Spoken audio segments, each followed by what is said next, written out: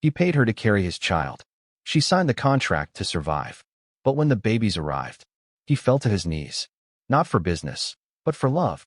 The December wind swept through Chicago like a blade, slicing across streets lined with shuttered cafes and glowing high-rise windows. Somewhere above it all, in a glass tower overlooking the city, Jackson Reed stood alone. At 48, he was the type of man other men envied. Wealthy, disciplined, brilliant. He built empires from algorithms, investments, and instinct. But none of it made the silence in his home any less loud.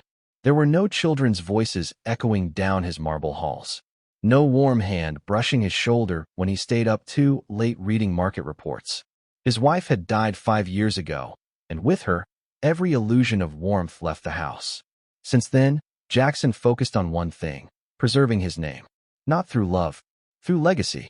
A child, not born from romance, but selected through reason, raised through structure. He had tried marriage. Twice. Both ended with bitter lawyers and shattered trust. Jackson no longer believed in lifelong partnership, but he believed in blood, and it was time to pass his on. That night, while returning from a conference dinner, Jackson took a detour through the South Side. The city was unusually quiet.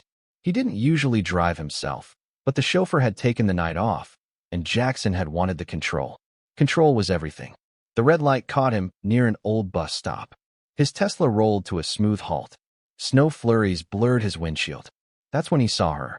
She sat on a cracked bench, curled under a threadbare coat, hugging a tattered notebook to her chest. Her face was tired, eyes dim but alert. Her shoes were soaked, and still, she didn't shiver. There was something in the way she stared forward, straight-backed, unmoving. She wasn't begging. She wasn't crying. She was simply enduring. Jackson's gaze lingered longer than he expected. He glanced away, tightened his grip on the steering wheel, then looked back again. He didn't know what made him press the window button, but as it slid down with a quiet hum, cold air flooded in, and with it, the presence of something unfamiliar. The woman turned her head slowly. Jackson didn't introduce himself. He didn't ask her name. He simply said, "I can help you." She blinked, unsure if she'd heard right. Her lips parted, but no sound came. The wind carried only silence. That moment would become the one that split both their lives into before and after. She stood, cautiously, and walked toward the car. Snow crunched under her feet. "I'm not what you think," she whispered. "You're not," Jackson replied, his voice even. "And I'm not offering what you fear." There were no more words. She opened the passenger door. The warmth hit her like a wave. She stepped in, hesitating only once before closing it behind her. And just like that, two strangers began a journey that would undo everything they thought they knew about themselves. She would tell him her name was Liana Brooks, that she had once dreamed of becoming a pediatric surgeon, that she lost her scholarship after her mother's death, fell behind on rent, and had been living out of her van until it was stolen. Her brother, Micah, was now her only family, hooked to machines in a county hospital, and she couldn't afford the treatment he needed. Jackson listened without interrupting. When she finished, he offered her a deal. He would give her $500,000, pay for her brother's care, and provide shelter and full medical support. In return, she would carry his child. Artificial insemination only. No emotional entanglement. No shared custody. He said it like a business transaction. But there was something hollow in the way he stared at her afterward, like he already knew what it felt like to lose someone. Liana said nothing for a long time. The car moved in silence through Chicago's frozen streets. Finally, she asked, "Do I get to keep my name?" "Yes," he replied. "And my dignity?" He hesitated, then said, "That's not negotiable. You'll keep it." She closed her eyes, then nodded. And so the contract began.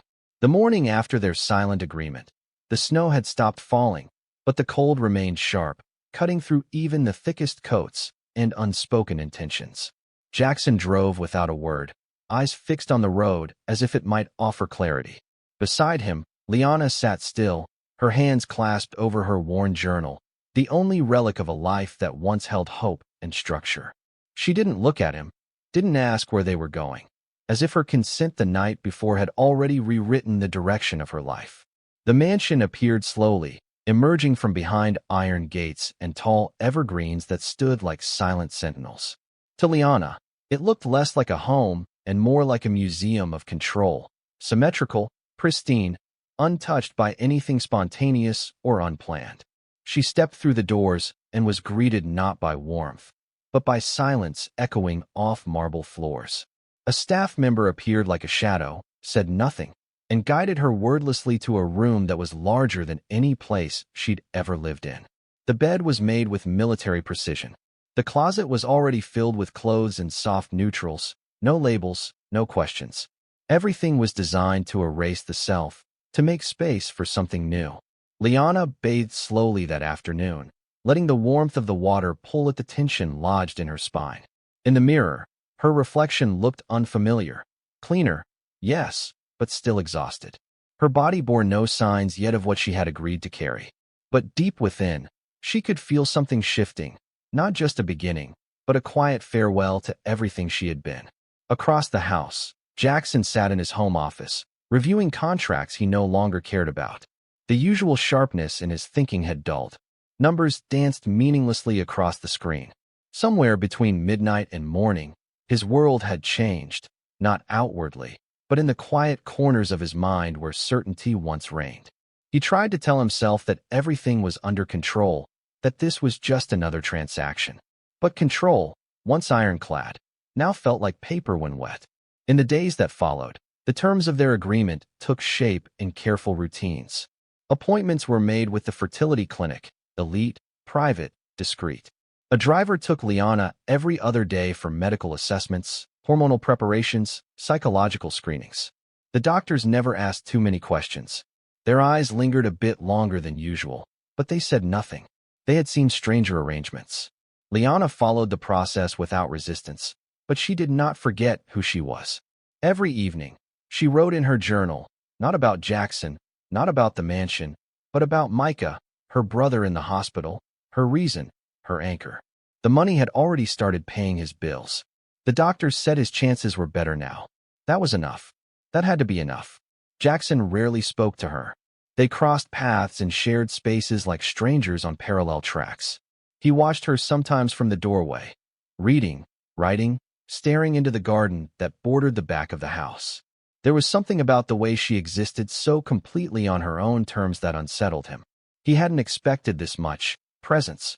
He had thought she would be quiet, grateful, invisible. But Liana Brooks was none of those things. She didn't ask for favors. She didn't try to be friendly. She didn't even seem to hate him. She simply endured him. And that, somehow, was worse. On the day of the procedure, Snow returned to the city like a memory. They arrived at the clinic separately, yet entered the same room. The walls were soft white, designed to calm, to sanitize emotion. But nothing could fully erase the strangeness of the moment. Liana changed into a gown without protest. Jackson signed the final authorization form with fingers that trembled slightly, though no one noticed. The insemination was brief. The silence afterward, much longer. They returned home in the same car, but didn't speak. Jackson watched the road, but not with focus. His thoughts looped in fragments. Her face when she walked into the room, the way she didn't flinch, didn't ask why. And something in him, long buried, began to rise. Not quite guilt, but something close to awe. Liana, seated beside him, looked out the window. The city passed by in grays and silvers, a moving collage of lives untouched by her own. She placed a hand over her stomach. Nothing had changed yet. And yet, everything had. That night, the house felt colder. Liana sat by the fire in the study, though the flames were small and cautious, like everything else in the mansion. She wrapped herself in a blanket someone had left folded on the chair. The silence no longer felt like stillness, it felt like weight. Jackson stood behind her in the hallway, watching. He didn't step closer. He didn't say goodnight. He simply stood there, a ghost of decision, unsure whether to walk away or toward her. For weeks, they remained in orbit, close but untouched. The doctor confirmed the pregnancy 3 weeks later. Liana didn't cry. She simply nodded, thanked the nurse, and walked out with a hand resting lightly on her stomach. Jackson wasn't there. But when she returned home, a bouquet of white roses waited in her room. No card, no message, just the gesture. That night, she wrote one sentence in her journal. This house has no voice, but I think it's trying. Her symptoms began shortly after. Nausea, fatigue. The world became louder, brighter, harder to navigate. But Liana endured it with the same quiet resolve she had carried through every storm in her life. She ate what she could. She moved when she could. She stayed upright because she had to. Because someone depended on her now. Jackson noticed. He didn't ask questions, but he left little things, crackers on the counter, mint tea steeping quietly by the sink. She never saw him leave them. But she always knew they were from him. Something in the angle of the placement, the precision. Care disguised as routine. One morning, she found a children's book on the bench in the garden. It had a note tucked inside, just 2 words, for later. It was the first time he'd left a message at all. She didn't smile, but her hands held the book longer than necessary. Jackson spent more time near her after that, never speaking, but often in the same room. He started working from the dining table instead of his office. She didn't ask why. He didn't explain. Their silences became familiar, almost protective. They weren't friends. They weren't family. But they were 2 people sharing a fragile purpose. And the mansion, once a cathedral of loneliness, began to breathe again. Spring arrived in Chicago slowly, reluctantly, as if unsure whether the city deserved warmth after such a long winter. Trees along the avenues wore their first soft greens, and puddles shimmered where snow used to sit like sorrow. Inside the mansion, the stillness began to shift. Not with noise, but why? Liana's pregnancy advanced with quiet determination. Her body changed, gently but persistently. Each morning she woke with new aches and new awareness of the heaviness in her limbs, the faint flutter in her abdomen, the way her breath shortened when climbing stairs. These were not inconveniences. They were signals, proof of something. She didn't speak much to Jackson, but his presence was no longer distant. He remained careful, deliberate, almost reverent in the way he existed near her. He observed more than he acted, offering assistance only through gestures, books appearing on her nightstand about prenatal care, new shoes left beside her door, curtains drawn open to let the morning light in before she rose. There was a gentleness in his restraint, a kind of apology for the structure that had begun all of this. At the end of the first trimester, the doctor scheduled an ultrasound. Jackson insisted on accompanying her. Liana didn't object, but neither did she engage. They sat in the waiting room like 2 sculptures carved from separate stones. Around them, couples whispered to each other, hands entwined on rounded bellies. Jackson kept his hands to himself, resting them stiffly on his knees. Liana stared ahead, her hands folded across her lap, calm but unreadable. When the nurse called her name, they walked in together. The exam room was clinical, quiet, and cool. Liana lay back on the table, lifted her shirt, and turned her face away from the monitor. The doctor applied the gel and pressed the wand gently to her abdomen. The screen came alive with shifting shadows and static movement. And then, a heartbeat. It was steady, rhythmic, undeniable. A sound that filled the room more completely than any words could have. It echoed off the sterile walls, off the silence between the 2 people seated on either side of the bed. Then, a pause. Then, another heartbeat. The doctor adjusted the probe and smiled faintly. Not 1. 2. Liana turned her head slowly. Jackson leaned forward slightly. Neither of them spoke. But something irreversible passed between them in that instant, an understanding that they were no longer spectators in an arrangement, but bearers of something miraculous. Twins. The doctor explained the implications, the precautions, the plans. But neither Jackson nor Liana fully heard her. Their attention was elsewhere, caught between the flicker of life on the screen and the weight of emotions they weren't ready to name. That night, the mansion was unusually quiet. Not cold. Not empty. Just still. Like it, too, was processing the news. Liana stood by the large window in her room, arms wrapped around herself. Outside, cherry blossoms had begun to bloom in the garden. Their delicate petals floated in the breeze, a gentle defiance against the grayness of the sky. Jackson sat alone in the study, a glass of untouched bourbon on the table beside him. He stared not at the fire, but at a sonogram printout the doctor had handed him. 2 heartbeats, 2 lives. It felt absurd how such small figures, barely shapes at all, could dismantle years of emotional barricades. He remembered once telling himself that emotions were liabilities, that love made men weak, distracted, vulnerable. But tonight, he felt no weakness. Only awe. Only the gravity of something real pulling at his carefully constructed world. From that day on, everything changed subtly, but completely. Liana's needs became a quiet priority. She no longer found crackers and tea waiting for her. Now there were meals tailored to her cravings, vitamin charts on the fridge, music softly playing in the background of rooms she entered. Jackson didn't announce these efforts. But Liana noticed. She felt them. She also noticed the way he began to linger. He no longer sat alone in his office all evening. Some nights, he would read in the same room as her, never interrupting, but simply staying. Other times, he'd walk with her in the garden at dusk, always a few steps behind or beside, never too close, but present. One evening, while watching her feet disappear into the grass, he caught himself smiling. The realization startled him more than he wanted to admit. Smiling had once felt optional. Lately, it felt instinctive. Liana, too, began to shift. Her journal entries, once filled with survival plans and thoughts of Micah, now included sentences about colors, textures, the shape of the sky at sunset. She found herself humming while folding laundry. She traced the arc of her belly with her hand each night, not in fear or detachment, but with cautious reverence. They still didn't speak much, but they no longer needed to. Something deeper had taken root between them, something not born from attraction or obligation, but from shared silence, shared breath, shared transformation. The world outside continued as usual, fast, loud, and different. But inside the mansion, time moved differently, slower, kinder. As Liana entered her second trimester, her energy returned. She painted again, watercolors mostly. Nothing elaborate. Just quiet moments captured on canvas. A bird on the terrace, steam rising from a teacup, sunlight filtering through curtains. Jackson noticed her work but didn't comment. Instead, he had a small gallery wall cleared in the hallway leading to the nursery wing. Her paintings were hung there without ceremony, perfectly lit. She saw them one morning and stood frozen, her throat tightening. It was the first time in years she felt seen without being touched. The nursery itself, once a sterile room with blueprints and blue-gray swatches, transformed into a living space. Soft rugs. Shelves lined with children's books. Twin cribs crafted from warm wood. Liana chose the colors, sage green and dusty rose. Jackson had simply nodded when she suggested them, but he had done more than nod. He had ordered the exact tones, matched them to the fabrics, and had the room completed within a week. There was no longer a contract between them, at least not one that lived on paper. What existed now was unwritten, but stronger. A bond not forged by ink, but by trust, quiet kindness, and a shared awe of what was coming. They never discussed the future. Not in concrete terms.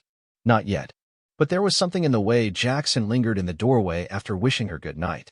Something in the way Liana paused before closing her journal each evening, her hand resting on the page longer than necessary. The unspoken question, "What will we become?" hovered like perfume in the air. Neither dared answer. But both knew the answer was no longer theirs alone to decide. It now belonged to the two heartbeats growing stronger each day. Summer arrived like a slow-moving sonata, with warm light slipping gently through the tall windows of the house.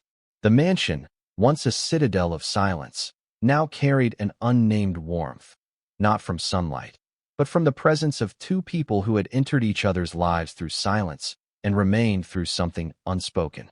There were no declarations, no promises, yet everything had changed. Every corner of the home bore quiet witness to it. Liana moved slower now. Her form was unmistakably maternal, her gait careful, her breath deeper, her eyes softer, as if her entire being had learned to listen to life within. Each morning she made her tea, opened the curtains, and paused to feel the air. She was no longer alone in those rituals. Jackson was often already there, coffee in hand, quiet, present. He didn't speak. He didn't need to. They had long since moved beyond the need for unnecessary sound. Jackson, too, had changed. He no longer operated like a man drawing blueprints for control. He became the observer, the preparer, the quiet guardian. Whenever the doctor visited, Jackson stood behind Liana, not as a supervisor, but as someone who finally understood the weight of responsibility beyond balance sheets and contracts. Every scan, every report, every baby item, he documented, tracked, and arranged. But not to control. This time, it was for her. For them. There were nights Jackson could not sleep. He would walk the hallways slowly, running his hand along the walls as if searching for memories that had never been written there. And at every turn, he saw signs of her. An open book, a cup still warm, a scarf draped over the chair. These small artifacts of living unsettled him, but not in the way they used to. Now, they grounded him, reminded him that life was no longer something abstract. It was here, inside these walls.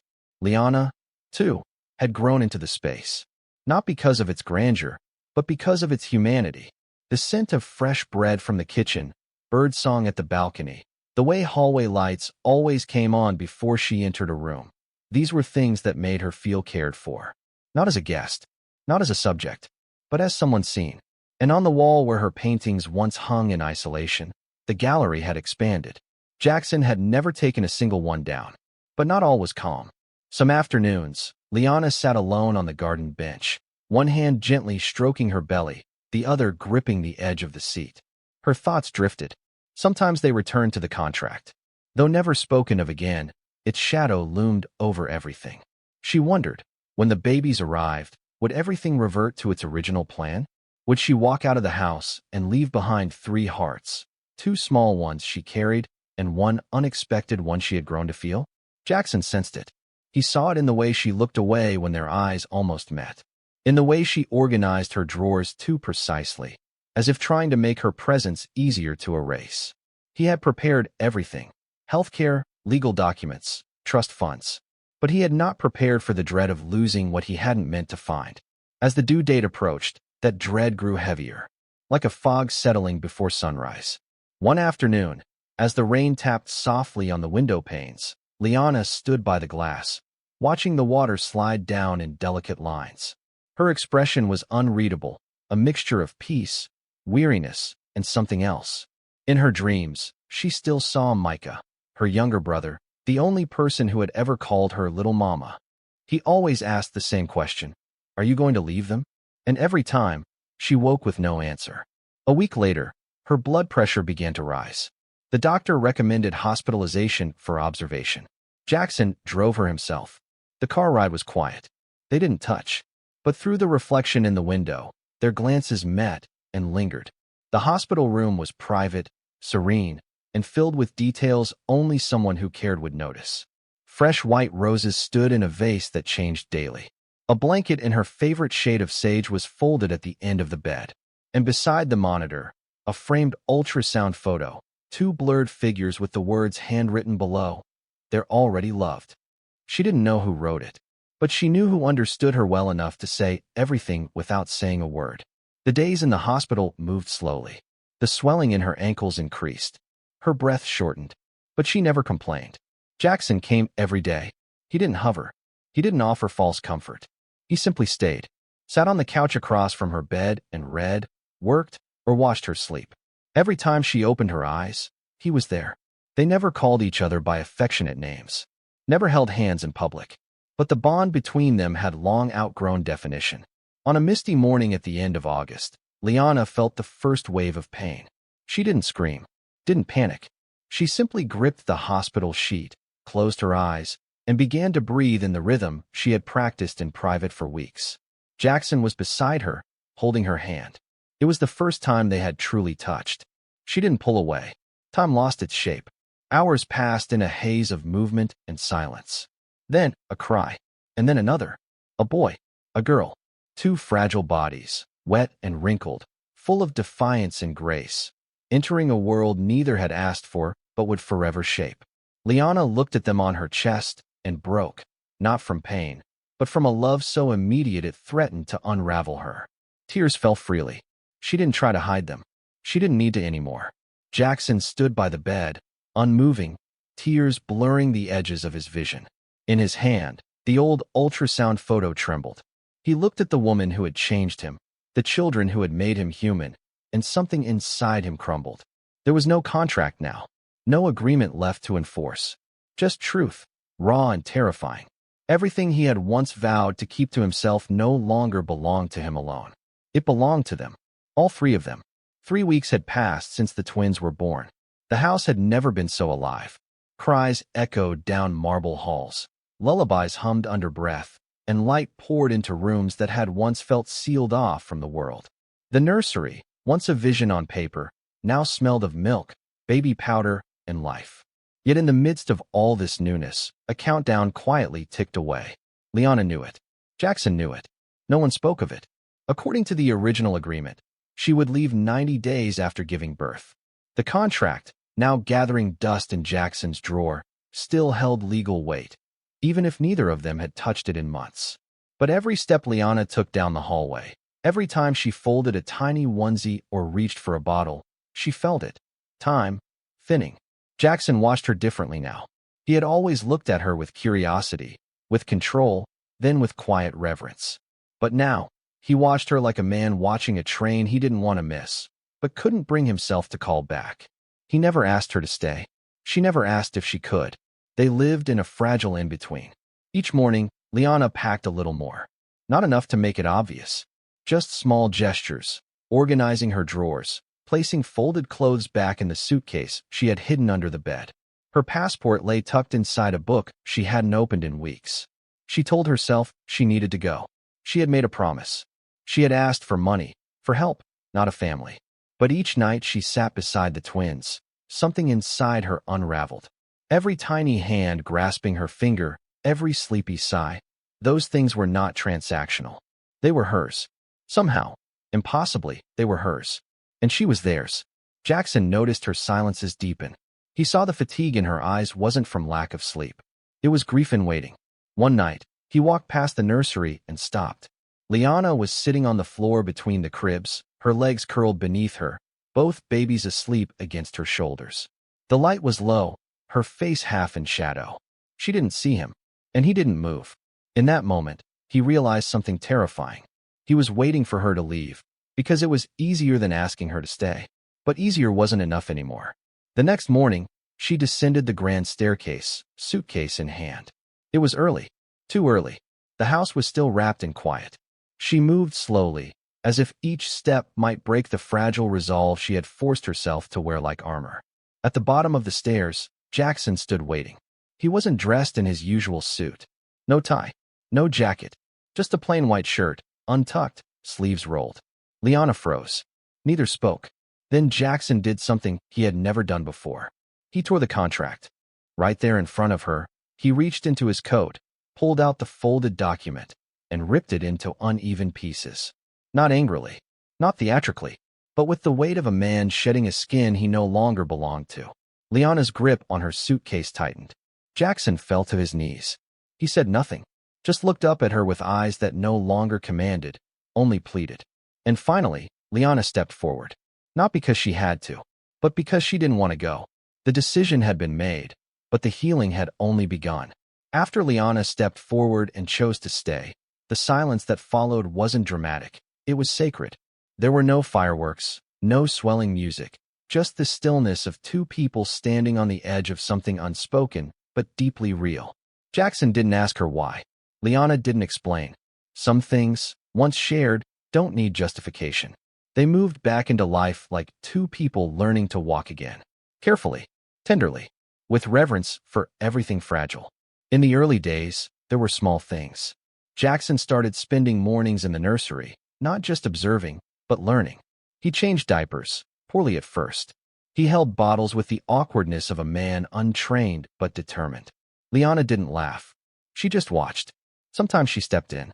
Sometimes she let him struggle. He had never loved anything this slowly before. Never understood how love grows, not from declarations, but from repetition. From the quiet decision to be present again and again. Liana, meanwhile, opened her heart like a house that had been shuttered for too long. She spoke of Micah one night, how he died alone in a hospital while she begged strangers for bus fare. Jackson didn't interrupt. He just placed a hand gently over hers. They didn't call what they had love. Not yet. The word felt too small. But what grew between them was undeniable. Jackson began working from home more. The boardroom no longer held him like it used to. His assistant handled more. His presence in the mansion, once rare, became natural. One evening, Liana caught him humming to the twins. It startled them both.